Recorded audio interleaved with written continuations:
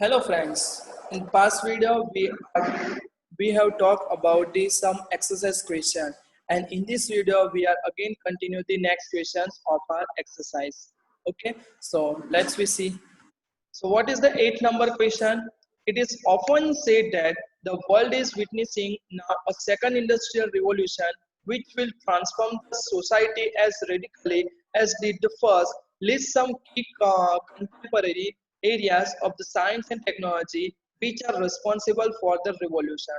Means वो बोलना क्या चाहते हैं हमको कि भाई कुछ टाइम पहले 1950 से लेकर थोड़े 70 के बीच में बात कर तो कुछ टेक्नोलॉजी ऐसी थी कि जिसकी डिस्कवरी से हमारा जो इंडस्ट्रियल रिवॉल्यूशन में एक चेंज आया और उसमें चेंज आने से हमारा जो सोसाइटी था उसमें भी बहुत सारे चेंजेस आए अंदर। आज आप इमेजिन कर सकते हो कि आपकी लाइफस्टाइल और हमारे दादा दादी की लाइफस्टाइल में कितना बड़ा डिफरेंसेस है अंदर, बराबर। तो वो लोग बोल रहे हैं कि ऐसी फ्यूचर में कौन सी साइंस और टेक्नोलॉजी कौन सी ऐसी रिसर्च पार्ट है या तो फिर कौन सी टेक्नोलॉजी है कि जो वो इस तरह से रिवॉल्यूशन फिर से ला सकते हैं कि जो इंडस्ट्रियल लाएगा और फिर से हमारी सोसाइटी में उससे बहुत बड़े चेंजेस देखने को मिल सकते हैं, यानी कि हमारा लिव लाइफ स्ट्रक्चर पूरे का पूरा बदल के रख देगा अंदर। ऐसे कुछ टेक्नोलॉजी का लिस्ट यहाँ पे दिया हुआ है, बराबर। तो सबसे पहला आता है आर्टिफिशियल इंटेलिजेंस। आप देख रहे होंगे कि आजकल मोबाइल में और कुछ कुछ पार्ट में आर्टिफिशियल इंटेलिजेंस ऐड होना स्टार्ट हो गया है। आर्टिफिशियल इंटेलिजेंस क्या है कि हमारा ब्रेन जिस तरह से वर्क करता है वैसे ही हमारा मशीन भी अब वर्क करने लगेगा। वो ज्यादातर अब हमारे इशारे पे नाचता था, अब वो खुद के हिसाब से भी चलना चालू कर देगा। आपने देखा होगा कि बहुत सारे ह्यूमनॉइड्स भी अब अवेलेबल हो गए, यानी कि रोबोट्स भी जो पूरे का पूरा तरह एक इंसान कैसे बिहेव करता है वैसे वो लोग भी बिहेव करते हैं। सोफिया नाम के रोबोट का आपने नाम सुना होगा। तो ये सब आर्टिफिशियल इंटेलिजेंस की वजह से हुआ और शायद ये जब फ्यूचर में परफेक्टली इंप्लीमेंट हो गया तो बहुत ऑब्वियस है हमारा जो पूरा जो सोसाइटी का स्ट्रक्चर है उसमें भी बहुत सारे चेंजेस आ सकते हैं अंदर। दूसरा, design of the super fast computer. हाल ही में हमारे पास कंप्यूटर है, फास्टर भी है, पर फिर भी हम और भी फास्टेस्ट कंप्यूटर पे वर्क करें ताकि बहुत सारे कॉम्प्लेक्स ऑपरेशन है जिसको और भी स्मूथली वो परफॉर्म कर पाए, डेटा रेट का प्रॉब्लम ना हो, बराबर है। जैसे कि हम देख सकते हैं कि आज के टाइम में हम कुछ प्रोसेस कर रहे हैं तो उसमें थोड़ा बहुत भी टाइम लग रहा है अंदर, पर यहाँ पे साइंटिस्ट बहुत सारे ये टॉपिक पे वर्क कर रहे हैं कि हम इससे भी बेटर एफिशिएंसी वाला कंप्यूटर बनाए। इसलिए आप देख सकते हो कि मार्केट में हर रोज नए नए प्रोसेसर आते रहते हैं जो और भी बेटर परफॉर्मेंस देने के लिए हमको रेडी होते हैं अंदर, बराबर। फिर आता है बायोटेक्नोलॉजी। तो बायोटेक्नोलॉजी में हमारा जो मेडिकल रिलेटेड और मेडिसिन रिलेटेड जो है वो भी अच्छे से वहाँ पे रिसर्च हो रहा है। तो मे बी फ्यूचर में ऐसा होगा कि ऐसी टेक्नोलॉजी आने से हमें जो डिजीज के सामने प्रोटेक्शन वो फास्टेस्ट में देगा और हमारी जो एजिंग का प्रॉब्लम यानी कि हम जल्दी जो बूढ़े हो रहे हैं उसको थोड़ा बहुत क्या कर पाएगा, ये रिस्ट्रिक्ट कर पाएगा अंदर, बराबर। अगर ऐसी चीज हो गई तो बहुत ऑब्वियस है कि हम कुछ नया ही रिवॉल्यूशन देखेंगे नहीं देखेंगे हमारे आसपास के एरिया में अंदर, बराबर। कि मैंने ये मेडिसिन खाई और देख मैं अभी जवान हो गया, बराबर। Development of the super conducting material at the room temperature. Right now what is the problem, we are transmitting electricity from power station to our house, but the problem is that whatever the wire we are used that having the somewhat resistance, and due to the resistance the electrical energy will be wasted in the form of joule heat energy. So if we are preparing the material which are good conductor compared to the conventional conductor, यानी कि हमारे पास आज के time में copper aluminium जैसे conductor से भी better conductor हो अंदर, बराबर। तो यहाँ पे हमारा जो रेजिस्टेंस की वजह से एनर्जी लॉस होने का जो चांसेस है वो क्या हो जाएगा, कम हो जाएगा कि नहीं हो जाएगा। तो वो भी डेवलपमेंट होने से क्या होता है कि हमारा इलेक्ट्रिकल इक्विपमेंट यूज करने का या तो फिर उसका एप्लीकेशन का नजरिया क्या हो सकता है, बदल सकता है अंदर। अगर उसमें पावर कंजप्शन ही लो हो गया तो अंदर जो बैटरी को हमको दो दो दिन में एक एक दिन में चार्ज करने को रखना है वो शायद एक वीक के बाद हमको चार्ज रखने को मिले, क्योंकि यहाँ पे वेस्ट जो हो रहा है वो बहुत कम हो गया अंदर। Advancement in the field of, कुछ फील्ड ऐसी है जिसमें ज्यादा एडवांसमेंट होगा जैसे कि इलेक्ट्रॉनिक्स है, इंफॉर्मेशन टेक्नोलॉजी है, नैनो टेक्नोलॉजी है। तो ये सारी टेक्नोलॉजी इंजीनियरिंग के इसमें भी बहुत सारे एडवांसमेंट आने से हमारा जो डे टू डे का टास्क शेड्यूल है वो 100% चेंज हो जाएगा अंदर। देख सकते हो कि कोरोना की वजह से अभी इलेक्ट्रॉनिक्स यानी कि जो इंफॉर्मेशन टेक्नोलॉजी का जो पार्ट है तो हम ये सॉफ्टवेयर की मदद से आराम से एक दूसरे से इंटरेक्ट कर पा रहे हैं और इतनी खराब परिस्थिति में भी हम अपना एजुकेशन कंप्लीटली स्टॉप तो नहीं हुआ है, वो अपने हिसाब से थोड़ा थोड़ा स्मूथली चल रहा है अंदर। बराबर। और development in the field of space और साइंस में भी इतना अच्छा होगा कि फ्यूचर में शायद हम नए प्लैनेट्स पे रहने चले जा सकते हैं, एलियन से में भी हम बात कर सकते हैं। तो ये सारे बहुत सारे एरियाज है जहाँ पे राइट नाउ इतने हाई लेवल पर रिसर्च हो रहा है कि मे बी आने वाले टाइम में हमको कुछ नई दुनिया देखने को मिलेगी अंदर। नेक्स्ट क्वेश्चन हमको यहाँ पे दिया हुआ है 1.9 and the question is write in about 1,000 words of fiction piece is based on your speculation on the science and technology of 22nd century। यानी कि 22वीं सदी 22 सेंचुरी जब आएगी तब साइंस एंड टेक्नोलॉजी के हिसाब से हमारी दुनिया क्या होगी उसके बारे में आपको एक साइंस फिक्शन की नॉवेल लिखनी है। बराबर। पोस्ट में रिस्ट्रिक्शन है, आपको 1,000 वर्ड से ज्यादा लिखना नहीं है अंदर। बराबर। तो ऐसा नहीं कि गप्पा लगाना है, हमको जो पॉसिबिलिटी है उसकी बात करनी है अंदर। तो हमारे टेक्स्ट बुक के सॉल्यूशन में बहुत सारी हमने आगे जो टेक्नोलॉजी बात की है वो रिसर्च होते होते मे बी 22 सेंचुरी आ जाए तो उसमें ही हम उसका प्रॉपरली रिजोल्यूशन है वो देख पाएंगे अंदर।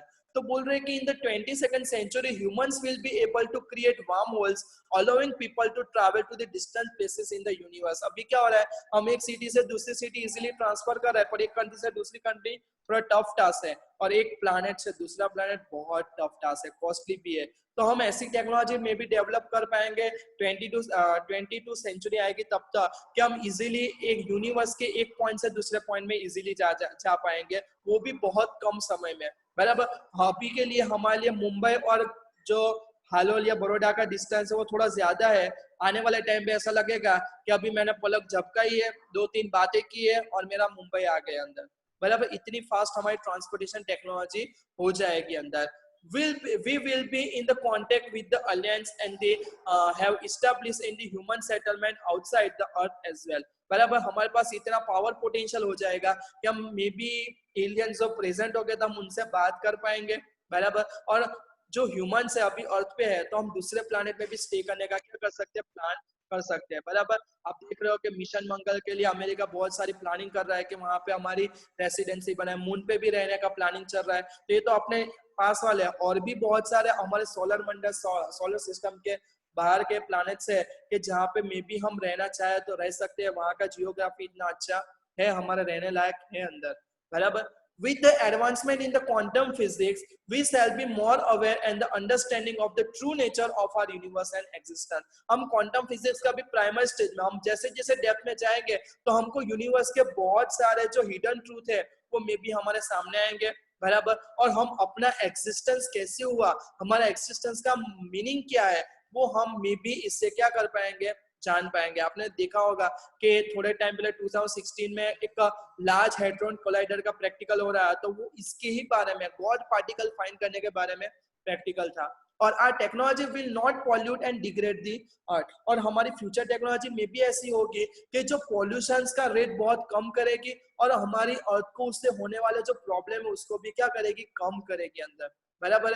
हमने गाड़ी का डब्बा लिया तो हम देख सकते हैं कितना एयर पॉल्यूशन हो रहा है, और गाड़ी का डब्बा जब बेकार हो जाता है तो हम उसको डस्टबिन में फेंक देते हैं, यानी कि कबाड़ी को दे देते हैं। तो वो कबाड़ी वाला भी क्या करता है, उसको रिसाइकल थोड़ी करता है, वही का वही पीस में रहने देता है। तो हमारी अर्थ पे भी उसका क्या होता है, प्रॉब्लम होता है।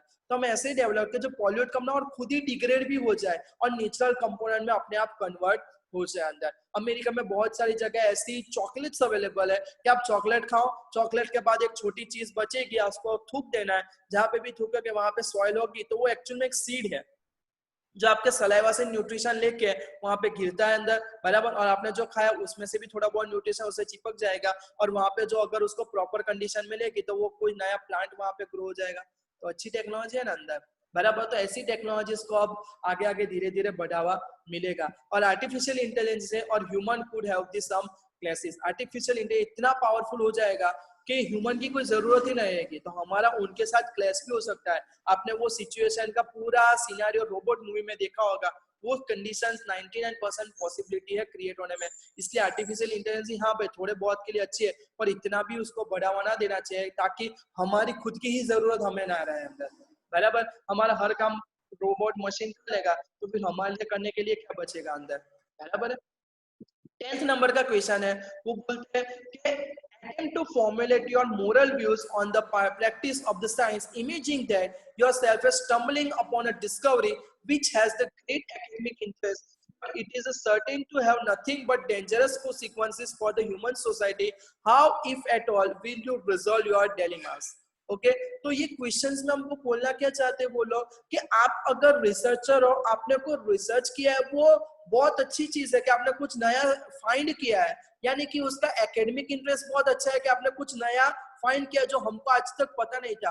पर जब हम वो चीज को सोसाइटी के लिए या तो फिर पीपल्स के लिए, ह्यूमंस के लिए जब अप्लाई करना चाहते तो हमको पता चलता है भाई ये टेक्नोलॉजी तो बहुत डेंजरस है अंदर, बराबर। तो वो जो प्रॉब्लम हो, वो जो डिलेमा हमारे, वो जो धर्म संकट क्रिएट हुआ है अंदर, बराबर, तो उसको हम रिजॉल्व कैसे करेंगे? तो यहाँ पे हमारे लिए वो बात की है अंदर, बराबर। तो एक चीज है कि साइंटिस्ट हमेशा किसके लिए वर्क करते हैं कि जो भी चीज हो रही है उसके लिए ट्रूथ क्या है, सच क्या है, कि किस वजह से वो लोग हो रहे हैं। And every scientific discovery रिवेल a certain truth of the nature. और जब भी कुछ डिस्कवरी है तो हमने नेचर का कुछ ना कुछ ट्रूथ समझने का, यानी कि सच जानने का प्रयत्न किया है और हमको वो जानने को मिला भी है अंदर। So if we are doing any discovery, whether it is a bad or good for mankind, we must have to made it public, बराबर। हमको वो क्या करनी चाहिए, पब्लिकली रखना चाहिए। पब्लिक को हमेशा उसका अवेयरनेस पता होना चाहिए, उसका फायदे क्या है, उसके नुकसान क्या है। जैसे कोलगेट वाला हर बार पता है, देखो हमारे कोलगेट घिसने से दांत अच्छे होते हैं, पर उनको हमको ये नहीं पता कि वही कोलगेट घिसने से आज डेंटिस्ट का धंधा भी अच्छा चल रहा है, क्योंकि पहले किसी को दांत का प्रॉब्लम था। अगर कोलगेट अच्छी चीज है तो हमारा दांत और भी ज्यादा स्ट्रांग होने चाहिए, और वो तो हो ही नहीं रहा है अंदर, बराबर है। तो ये चीज है कि पब्लिक से कुछ हिडन ट्रूथ है वो हिडन रखते हैं, वो लोग बताते नहीं है अंदर, बराबर। तो ये चीज क्या है, बहुत गलत है अंदर। But with the being said we can not afford to blind the consequences, बराबर। अगर हम शायद बोल दिया और हमारा काम हो गया, ऐसा भी नहीं है। अगर उसकी कोसिक्वेंस बहुत खराब है तो उसके लिए हमको ऐसा नहीं है कि पब्लिक पे छोड़ दें कि आपको करना है तो करो, ना करना है तो ना करो। जैसे उसका बहुत बड़ा एग्जाम पब्लिक है, पबजी है अंदर, सॉरी, बराबर। तो ये गेम चलो थोड़ा बहुत ठीक है अंदर, पर ये हमारे सोसाइटी के लिए बहुत खराब चीज है। टिकटॉक भी था, उसको तो अच्छा है गवर्नमेंट ने बैन कर दिया, और भगवान से प्रे करता हूँ मैं कि ऐसी ऐप और जो हमारे मार्केट में अभी चल रही है तो पब्लिक उसका यूज ना करे और गवर्नमेंट उन पे भी रिस्ट्रिक्शन लाए अंदर, बराबर। क्योंकि वो बहुत बड़ी चीज को बढ़ावा दे सकते हैं और आने वाले फ्यूचर में बहुत बड़े क्राइसिस क्रिएट कर सकता है, बराबर। अगर आपको इंटरेस्ट है तो यूट्यूब पे उसके रिलेटेड वीडियो है, what are the disadvantage of TikTok, तो आप देखोगे तो आपको पता चला कि साला ऐसा हो सकता है 10 साल के बाद हमारे दिमाग की हालत ये हो जाएगी, बराबर। वो बहुत ही हमारे दिमाग पे बैड इम्पैक्ट कर रहा है अंदर। भले राइट ना हमको अच्छा लग रहा है अंदर, पर उसका बैड इम्पैक्ट हम पे बहुत बड़ा अंदर, बराबर। नेक्स्ट चीज बोल रहे हैं तो उसकी ब्लाइंड, उसको हम पे आंख पे पट्टा रखे उसको छोड़ नहीं देना है, उसको हमको कंट्रोलिंग में रखना है अंदर, बराबर। और कोई भी चीज हमको पता है कि भाई वो डेंजरस है तो वो साइंटिफिक के हिसाब से, साइंटिस्ट के जो रेंज होता है उसमें ही रखना चाहिए, उसको पब्लिकली कभी करना ही नहीं चाहिए अंदर, बराबर। और फिर उसमें और भी ज्यादा रिसर्च करके उसके कोसिक्वेंसेस जितने भी सारे फाइंड करो, और उसमें अब एडवांटेजेस ज्यादा दिखे तभी उसको क्या करो, ऑडियंस के लिए अवेलेबल करो अंदर। So before disclosing it we must ascertain the degree of goodness or badness consequence it will have, and if we know the certain discovery has nothing but dangerous consequence to offer the mass, the discovery should be kept limited only to the knowledge of the scientists and researchers working on it, बराबर। यानी कि वो scientist तक ही limited रखनी चाहिए, उसको ज्यादा expose करनी चाहिए नहीं, बताना चाहिए देख मैंने ये रिसर्च कर लिया अंदर, बराबर। This is the way the discovery can help the scientists in a long run without completely destroying it now. तो इस तरह से हम वो डिस्ट्रॉय भी नहीं कर रहे हैं और आगे जाके उसमें ज्यादा रिसर्च करके मे बी उसको हेल्पफुल भी बना सकते हो। उसका एक एग्जांपल में देना चाहूँ तो जूल हीट वो हमारे डिसएडवांटेजेस था अंदर, पर आज की डेट में आप देख सकते हो हम आयनिंग कर रहे हैं, टोस्टर यूज कर रहे हैं अंदर, बराबर, वाटर हीटर यूज कर रहे हैं, बराबर। तो ये सारे चीज क्या है, जूल हीट का ही यूज कर रही है, यानी कि उस पर ज्यादा रिसर्च हुआ तो उसकी यूजफुल एप्लीकेशन भी हमको एक्सट्रैक्ट हुई अंदर, बराबर। तो ये चीज हमको ध्यान में रखनी है। तो सिंपल चीज है कि अगर कोई भी कोसिक्वेंस पे गवर्नमेंट का और पब्लिक का हमको ओपिनियन लेना चाहिए, उनको हमको अवेयर करना चाहिए कि देखो भाई ये फायदे पर ये उसके नुकसान भी है अंदर, बराबर। अगर कोई चीज रियली में डेंजरस है तो वो साइंटिफिक या तो फिर गवर्नमेंटल कंट्रोल में होनी चाहिए, उसको कंप्लीटली एक्सपोज करना चाहिए नहीं, और उस पर और भी ज्यादा रिसर्च करके उसको इफेक्टिव बनाने का ट्राई करना चाहिए, या तो फिर उसका जो क्राइटेरिया है, उसका जो रेंज ऑफ सब्जेक्ट है उसको चेंज करके दूसरे सब्जेक्ट में अप्लाई कर देना चाहिए, ताकि वो मे बी ऐसा हो कि ये फील्ड के लिए वो डिसएडवांटेज पर अदर फील्ड में वो एडवांटेजेस हो जाए अंदर, कि इलेक्ट्रिकल पावर ट्रांसमिशन में जूल हिट बैड इम्पैक्ट है, पर उसको जब हम हमारी होम अप्लायंसेस की चीज में बात कर रहे हैं तो वो हमारे लिए एडवांटेज हो गया, यानी कि एप्लीकेशन का क्राइटेरिया पूरा एरिया चेंज कर दिया तो हमको वो बेनिफिशियल हो गया अंदर। अब इसके बाद का क्वेश्चन आता है, वो बहुत बड़ा क्वेश्चन है, उसमें हमको हमारा जो ओपिनियन है वो रखना है यहाँ पे।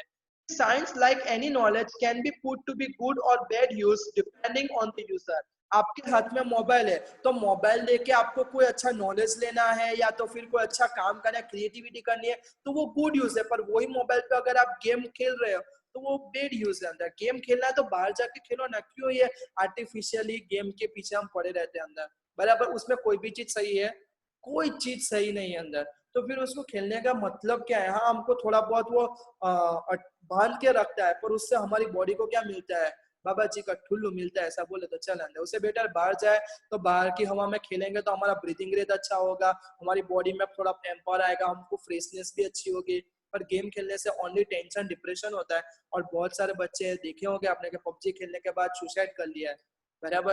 तो ये चीज गलत है, हमको नहीं करनी चाहिए अंदर, बराबर। तो ये बोल रहा है कि साइंस की कोई भी टेक्नोलॉजी है, कोई भी नॉलेज है, वो अच्छा भी है बुरा भी है, वो डिपेंड करता है कि जो यूजर है उसको किस तरह से यूज करता है। अच्छे के लिए यूज करेगा तो वो गुड यूज हो जाएगा, और खराब तरीके से करेगा तो बैड यूज हो जाएगा। Given below are the some of the applications of the science, यानी कि हमको नेक्स्ट स्लाइड पे कुछ एप्लीकेशंस दी हुई है, तो हमको उसको फॉर्मुलेट करना है हमारे व्यू के हिसाब से कि whether they are publicly good, bad और इन बिटवीन, गुड भी है बैड भी है, बराबर। तो वो हमको कैटेगराइज करके कहना है, और उसके थोड़े कुछ सीक्वेंस है वो भी हमको क्या करने हैं, डिस्कस करने हैं अंदर, बराबर। तो यहाँ पे फर्स्ट हमको पॉइंट दिया हुआ है कि mass vaccination against the smallpox to crop and finally eradicate this disease from the population. तो बट ऑब्वियस है कि हमारी ह्यूमन बॉडी है, हमको डिजीज फ्री रहना अच्छा लगता है, और रहेंगे तो हम अपना काम कर पाएंगे। तो यहाँ पे वैक्सीनेशन का मेन गोल क्या है कि पर्टिकुलर डिजीज के सामने राइट नाउ तो प्रोटेक्शन करेगा, पर बाद में भी हमको अगर वो होता है तो उसके सामने हमारा प्रोटेक्शन वो कंटिन्यू रखेगा। तो बट ऑब्वियस है कि ये जो हमारा साइंटिफिक अप्रोच यूज करने का वो क्या है, एकदम बेस्ट है अंदर, बराबर। So it is a good because it help in eradicating the deadliest disease from the earth, यानी कि जो डेडलीस्ट डिजीज होते हैं, बराबर, जिससे बचने का चांसेस हमारा कम होते हैं, उसको हमसे उनसे हमको क्या करता है, वो बचाता है अंदर। तो ये साइंटिफिक अप्रोच जो है वो क्या है, गुड है। पर अननेसेसरी सबको वैक्सीनेशन करवाना ये थोड़ा बहुत बैड भी है अंदर, बराबर। आपने देखा होगा कि पिछले टाइम में ओरी और अछबड़ा की जो वैक्सीनेशन की थी, तो उसमें कुछ लोगों को डिसएडवांटेज भी हुआ था, उनकी साइड इफेक्ट भी हुए, क्योंकि हमारी बॉडी में कोई भी केमिकल जाता है तो उसके ऑलवेज एडवांटेज नहीं होते, कुछ डिसएडवांटेज भी होते हैं। तो वो डिसएडवांटेज एज पर मिनिमम हो, वो यहाँ पे ध्यान रखना चाहिए अंदर। तो वो तो क्या है, रिसर्च से चलो कंट्रोल कर सकते हैं, बाकी ये जो पॉइंट बोला है वो हमारे लिए क्या है, रियली इफेक्टिव और गुड है अंदर। दूसरा है television for and eradicating illiteracy and for mass communication of the news and ideas, यानी कि टेलीविजन का हम जो यूज कर रहे हैं वो नॉलेज के लिए करें, न्यूज के लिए करें, कुछ आइडियाज शेयर करने के लिए करें, तो वो यूज कैसा है। तो बट ऑब्वियसली ये जो आइडिया है वो बहुत अच्छा है, क्योंकि उसका फायदा क्या है अंदर, कि ये एक चीज से सब लोगों को फायदा होता है अंदर, बराबर। जैसे मैं क्लास में आपको शायद पढ़ाता होता पहले की तरह नॉर्मली, तो क्या होता, मैं एट अ टाइम 30-40 जो भी क्लास में उनको ही पढ़ा सकता, पर ये टेलीविजन के मीडियम से एक ही बंदा पूरे वर्ल्ड को भी पढ़ाना चाहे तो पढ़ा सकता है। कुछ लोग ऐसे होते हैं कि जो हम अपने पापा के बिजनेस में बैठ गए, बराबर, उनकी एज हो गई है, वो और कोशिश करना चाहते हैं, तो टेलीविजन या कंप्यूटर का माध्यम उनके पास ऐसा होता है कि जिससे वो नई चीज आराम से सीख सकते हैं अंदर। जैसे मैं मेरी बात करूं तो बट ऑब्वियसली बॉयज को खाना बनाना तो आएगा नहीं, बराबर। तो बीच में क्या हुआ कि भाई यूट्यूब खोला, रेसिपी देखी, खाना बना दिया, काम हो गया कि नहीं हो गया। तो खाने की फील्ड में मेरा क्या हुआ, एजुकेशन हुआ अंदर। दूसरा, कोई अच्छी अच्छी न्यूज जो होती है तो कौन से भाग में क्या हो रहा है, क्या प्रॉब्लम हो रहा है, क्या चल रहा है, तो वो हम जा सकते हैं। कोरोना न्यूज हमको कैसे मिली, टीवी से मिली ना, नरेंद्र मोदी हमारे घर पे फोन किया था कि भाई कोरोना है, बाहर मत निकलना, बराबर है। और बहुत सारे आइडियाज होते हैं जो इंटरनेट पे और हमारे जो टीवी पे शेयर होते हैं, अगर हम उसको यूज करें तो हमारी डे टू डे लाइफ में हमारे कुछ प्रॉब्लम्स है, हमारे कुछ जो नुकसान होते हैं वो उनसे हम बच पाते हैं अंदर। अब तो इस हिसाब से देखना चाहे तो टेलीविजन का यूज बहुत ही अच्छा है, बट अगर टेलीविजन का यूज हम और कोई इंटेंट से करें, यानी कि एंटरटेनमेंट है, मूवी के हिसाब से करें, तो मूवी के हिसाब से और एंटर थोड़ा बहुत चलो सही है, पर हाल में हमारा जो एंटरटेनमेंट इंडस्ट्री जिस डायरेक्शन में जा रहा है वो बहुत ही गलत है हमारे सोसाइटी के लिए। जहाँ भी देखो रिवेंज रिवेंज रिवेंज, यानी कि बदला लेना, मारा चूड़ी करनी, बराबर। तो आई थिंक ये हमारी सोसाइटी का कल्चर नहीं है, तो ये एंटरटेनमेंट में टेलीविजन में होना चाहिए नहीं अंदर। और बिग बॉस जैसी वाहियात चीज तो हमारे सीरियल में हमको देखना ही नहीं चाहिए अंदर, बराबर, क्योंकि वो हमारे दिमाग की बैड कैरेक्टरिस्टिक्स को बढ़ावा देता है, बराबर। इसीलिए उसके कस्टमर ज्यादा है, क्योंकि कोई भी बंदे को खराब करना हो तो आसान है, पर उसको सुधारने के लिए बहुत साल मेहनत करनी पड़ती है अंदर, बराबर। और ये लोग यही चीज उसके आपको बिगाड़ने का काम करे, इसलिए वो पॉपुलर है, क्योंकि बिगाड़ना नॉर्मली कोई भी आराम से हो जाता है अंदर, और वो चीज करना सभी के लिए बहुत इजी है। आप भी किसी को बिगाड़ना तो आराम से बिगाड़ सकते हो, और उसको सुधारना वो बहुत टफ टास्क होता है अंदर, बराबर। तो मैं भी आपसे रिक्वेस्ट करता हूँ कि ऐसी सारी चीजें हैं तो उसको क्या करें, उससे दूर रहिए अंदर, और उसके अल्टरनेट में और भी कई बड़े ऑप्शन है, अच्छे ऑप्शन है यूट्यूब पे, उसको यूज कीजिए अंदर, बराबर। तो हमको क्या होगा, थोड़ा उसका फायदा होगा, मे बी वो नॉलेज होगा, वो हमको काम लगेगा। जैसे मैं यूट्यूब का यूज कर रहा हूँ तो मुझे पता चला कि भाई ऐसे भी वीडियो रिकॉर्ड कर सकते हैं, तो मैंने आज ऐसे वीडियो रिकॉर्ड करके आपसे शेयर किया अंदर, बराबर। तो अगर हम कुछ जानेंगे तभी हम कर पाएंगे, अदरवाइज ये जो सीरियल एंटरटेनमेंट करने से हमको कुछ फायदा होता नहीं है। हाँ, हमारी दुश्मनी बढ़ेगी, दोस्त तो कोई बढ़ेगा नहीं अंदर, बराबर। वैसे भी उनके में देख लेना आप, ना ही उनका कोई काम धंधा होता है, ना ही कभी जॉब पे जाता है, ना ही उनके बच्चे स्कूल में जाते हैं, बस घर में एक दूसरे की खट खट खट खट करते रहते हैं। तो क्या मतलब है ऐसे सीरियल देखने का, सही बात है ना, बराबर। दूसरा आता है पेरेंटल सेक्स डिटर्मिनेशन, यानी कि अगर कोई बच्चा कोई लड़की के अंदर बॉर्न हो रहा है और उसका सेक्स डिटर्मिनेशन किया जाता है, तो वो एक्चुअल में गलत बात है, खास करके हमारे इंडिया में। सब जगह गलत बात नहीं है, पर हमारे इंडिया के लिए बात करें तो वो गलत चीज है, क्योंकि अगर किसी को पता चल जाए और किसी की डिमांड ऐसे कि नहीं भाई मुझे लड़की नहीं लड़का चाहिए, तो हमको पता है आगे की प्रोसेस में क्या लोग करते हैं, बहुत सारा टॉर्चरिंग करते हैं अंदर, बच्चे को अबोर्स करवा लेते हैं अंदर, तो ये चीज गलत हो रही है अंदर, बराबर। तो अगर यही टेक्नोलॉजी का यूज बच्चे के ग्रोथ कैसा हो रहा है, उसके ऑर्गन प्रॉपरली डेवलप हुए कि नहीं हुए, बराबर, अगर उसकी डिलीवरी टाइम है तो वो प्रॉपर पोजीशन पे है, उसके लिए यूज करे तब तक वो ठीक है। पर सेक्स डिटर्मिनेशन के लिए अगर वही टेक्नोलॉजी यूज करे तो वो जो हमारा कंसेप्ट है वो टोटली क्या है, बैड है अंदर, बराबर। इसलिए आपने देखा अगर हमारे देश में वो चीज अच्छी है कि हमारे देश में उसको एज अ गवर्नमेंटल लॉ बना दिया है, और बहुत सारे हॉस्पिटल में इसको परमानेंटली फॉलो किया जाता है। ऐसा नहीं कि भाई देख दिया काम खत्म हो गया, वो फॉलो कर रहे हैं और हम भी उसको सपोर्ट कर रहे हैं, वो अच्छी बात है अंदर। अब उसके बाद और पॉइंट्स दिए, उसमें लिखा है कि computer for the increasing in work efficiency. Already हमने बात की कि कंप्यूटर से हम क्या नहीं कर सकते, तो वो यूज बट ऑब्वियस अच्छा ही है अंदर, बराबर। पर उसका थोड़ा बहुत जो डिसएडवांटेज बात करूँ तो वो है कि कंप्यूटर पे गेम वेम मत खेलिए, पिक्चर विक्चर मत देखे, उसका जो एक्चुअल में यूज है वहीं पे उसको यूज कीजिए, तो वो हमारे लिए बहुत अच्छा यूज है अंदर, बराबर है। Putting artificial satellite into the orbit around the earth, तो बड़ा ये भी बहुत अच्छा यूज है, क्योंकि सैटेलाइट से हमारी बहुत सारी चीजें इजी हो गए। अब हम प्रिडिक्शन कर सकते हैं, हमारे वेदर का फोरकास्टिंग हम कर सकते हैं अंदर, ताकि हमको पता चले कि आने वाले टाइम में रेन कितना है, गर्मी कितनी होगी, हमारे जियोग्राफिकल में क्या क्या चेंज हो रहा है अंदर, कितना हमारे अर्थ के स्ट्रक्चर्स में चेंजेस हो रहा है, वो सब हम इजीली सैटेलाइट की वजह से जान सकते हैं। दूसरा, हम वर्ड से कोई भी एक एंगल से दूसरे एंगल में इजीली कनेक्ट हो पा रहा है due to the artificial satellite. हम गूगल मैप यूज करें, उसमें जीपीएस ट्रैकिंग जो हमारा होता है वो भी सैटेलाइट की वजह से ही होता है। ऐसा नहीं कि टावर का, टावर तो उसका एक जरिया है, पर मेन काम कौन रहा, सैटेलाइट ने सारी इमेज की और पूरा हमारा वर्ल्ड का मैप बना कि कौन से रास्ते से कहाँ कहाँ आप जा सकते हो। तो ऑलमोस्ट हर लेवल पे देखने जाए तो आर्टिफिशियल सैटेलाइट को अर्थ के अराउंड रखना वो बहुत ही अच्छा यूज है, इसीलिए तो हम इतना खर्चा करके वहां पे रख रहे हैं, बराबर है। Development of the nuclear weapon और development of the new and powerful techniques of chemical and biological welfare, तो ये चलो हमारी कंट्री का या तो फिर मिलिट्री का पावर बताने के लिए इनफ है, पर एक बार भी उसका यूज हुआ तो वो हमारे लिए बहुत ही गलत बात है, बहुत ही बुरी बात है, क्योंकि न्यूक्लियर वेपन है, बायोलॉजिकल वेलफेयर, ये सब चीजें है वो हमारा मास यानी कि बहुत बड़े लेवल पे डिस्ट्रक्शन करती है। बराबर, चलो हमारा तो कम, बेचारे मूंगे पशु पक्षी होते हैं, बराबर, छोटे छोटे जो एग्रीकल्चर का है, मरीन एनिमल्स होते हैं, उनका भी बहुत लार्ज लेवल पे क्या होता है, डिस्ट्रक्शन इनसे होता है। तो ऐसी टेक्नोलॉजी को भी इतना बढ़ावा देना चाहिए, चलो थोड़ा बहुत कॉम्प्रोमाइज करके चले जाए, पर ऐसी वेपन को बढ़ावा देना ही चाहिए, क्योंकि गवर्नमेंट नहीं करेगी पर उसके अंडर का कोई पर्सन एग्रेसिव अपनी एंग्रीनेस में आके शायद भी यूज कर ले, तो बहुत बड़ा हमको जुर्माना भरना पड़ सकता है। मे बी ऐसा हो कि वो एरिया हमारे लिए रहने के लायक नहीं रहा। आपने सुना होगा कि कितने साल पहले हिरोशिमा और नागासाकी पे एटॉमिक बम गिराए थे और आज भी उसकी इम्पैक्ट वहां पे प्रेजेंट है अंदर। तो क्या फायदा हुआ ऐसी टेक्नोलॉजी का? कुछ फायदा तो है नहीं अंदर।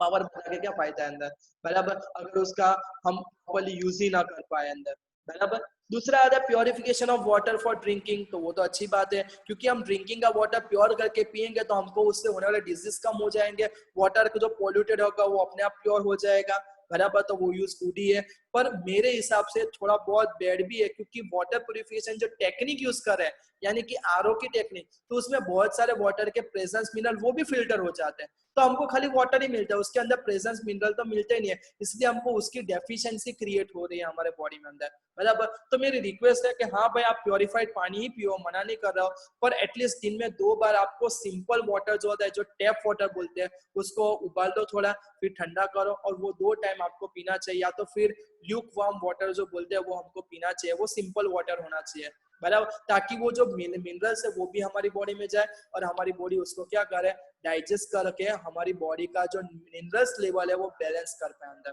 बराबर। तो अकॉर्डिंग टू बुक वो गुड दिया है, पर मेरे हिसाब से इसको दोनों में रख सकते हैं, उसका गुड इम्पैक्ट भी और बैड इम्पैक्ट भी है अंदर, बराबर। 100% ये गुड है ऐसा हम नहीं बोल सकते। दूसरा, प्लास्टिक सर्जरी क्लोनिंग, वो भी उनके बाई है, ना ही हमको उसको गुड कैटेगरी में डिफाइन कर सकते हैं, ना ही बैड। अगर प्लास्टिक सर्जरी को मैं गुड बोलना चाहूँ तब बोल सकता हूँ, अगर कोई फायर कैच होती है और उसमें उसकी स्किन बहुत हाई लेवल पे बर्न हो जाती है, या तो फिर एक्सीडेंट में उसकी बहुत सारी स्किन को डैमेज होता है, उसके पार्ट को डैमेज, तो प्लास्टिक सर्जरी उस टाइम पे उसको आशीर्वाद बन जाती है कि उसका पहले जैसे नहीं पर थोड़ा बहुत उसको स्ट्रक्चर दे देती है अंदर। पर यही टेक्निक कोई अपने बॉडी को डिफॉर्मेशन यानी कि रंग रूप अच्छा करने के लिए यूज कर रहा है, तो ये बहुत गलत बात है अंदर, बराबर। नॉर्थ कोरिया की कोई ऐसी कंट्री है जहाँ पे 90% से ज्यादा लोगों ने प्लास्टिक सर्जरी, वहां पे प्लास्टिक सर्जरी करवाना एक नॉर्मली क्या है, एक पैशन है, वहां पे एक शौक है, लोग शौक के लिए करवा रहे हैं अंदर। तो वो जो यूज हो रहा है टेक्नोलॉजी का, वो थोड़ा बहुत क्या हो रहा है, गलत हो रहा है अंदर, बराबर। तो plastic surgery for cosmetic purpose के लिए कर रहा है तो वो गलत, इसलिए हम बोल सकते हैं उसका गुड पार्ट भी है और बैड पार्ट भी है अंदर। और तीसरी नेक्स्ट चीज बोल रहे हैं क्लोनिंग। तो क्लोनिंग क्या है कि 2 डिफरेंट प्रजाति के एनिमल्स को या फिर जीन्स को मिला के नए कैटेगरी का एनिमल्स क्रिएट करना, तो उससे हमको ज्यादा बेटर कैरेक्टरिस्टिक्स वाला नया एनिमल्स मिलता है, वो बात सही है। पर ये जो फायदा है वो स्मॉल इंटरवल के लिए, लॉन्ग इंटरवल के लिए नहीं है अंदर, बराबर। क्योंकि उससे क्या होता है कि जो ओरिजिनल स्पीसीज है, जो नेचुरली एग्जिस्ट करती है अंदर, बराबर, उनके लिए वो डिस्ट्रॉय का रीजन बन सकते हैं। क्योंकि हम क्या करेंगे, जो वेस्ट होगी उसको ही पिकअप करेंगे, तो वो जो सिंपल वाली है उसको हम कोई भाव नहीं देते अंदर, बराबर। हमने देखा होगा कि हमारे आसपास जो काव है, आज काव की कोई वैल्यू ही नहीं है, काव का मिल्क 40 रुपीज केजी पर मिले तो 40 रुपीज से ज्यादा प्राइस कोई देने के लिए तैयार नहीं अंदर, जबकि उसके सामने बफेलो का मिल्क भरा। तो बफेलो का फायदा क्या हो, एक्चुअल में बफेलो का मिल्क हमको पीना ही नहीं चाहिए, क्योंकि हमारे शास्त्र में लिखा ही नहीं, हम खाली काऊ का ही पी सकते हैं, वो भी इसलिए क्योंकि उसको हम माता बोलते हैं। और हमारी जो सिस्टम है उसमें है कि माँ का दूध हम ग्रहण कर सकते हैं, दूसरे का दूध हम छीन के ही पी रहे हैं, ऐसा उसका मतलब होता है अंदर। तो खाली फैट की वजह से भैंस का दूध अच्छा होता है तो हम उसका ज्यादा यूज करते हैं, आज काऊ की मिल्क की कोई वैल्यू नहीं है। तो यही चीज है कि काऊ का जो एग्जिस्टेंस है उस पर बहुत सारे क्वेश्चंस हो रहे हैं अभी अंदर, बराबर। हमने देखा होगा कि आसपास कैसी कैसी काऊ बेचारी फिर रही है, कभी देखा कि इस तरह से भैंस रेंगती दिख रही हो? नहीं देखा होगा अंदर, बराबर। तो ये जो चीज है क्लोनिंग चीज, वो गलत है। और एक चीज दूसरे हमने देखा, जर्सी गाय जो अमेरिका ने डिस्कवर की थी अंदर, तो आज के टाइम पे ऐसा हुआ है कि वो मिल्क बहुत ज्यादा देती है, वो बात सही है, पर आज के टाइम में वही मिल्क पर्सन के अंदर कैंसर सेल्स जनरेट करने के लिए रिस्पॉन्सिबल पाई गई है, और उस पर वो कंट्री में बैन लगाना स्टार्ट कर दिया अंदर, बराबर। तो देख लिया, क्लोनिंग शॉर्ट टर्म के लिए फायदा करता है पर लॉन्ग टर्म के लिए वो इफेक्टिव नहीं है अंदर, बराबर। आपने शायद डॉली शिप का भी कुछ पढ़ा होगा पास्ट स्टैंडर्ड में, वो क्लोनिंग का ही एग्जाम्पल है। तो ये हमने क्या किया यहाँ पे डिस्कस किया। बराबर, आपको इसके क्वेश्चन आंसर अपने हिसाब से लिखने हैं। आगे के और भी क्वेश्चन है हम नेक्स्ट वीडियो में क्या करेंगे, कंटिन्यू करेंगे। ओके, तब तक बाय, थैंक यू।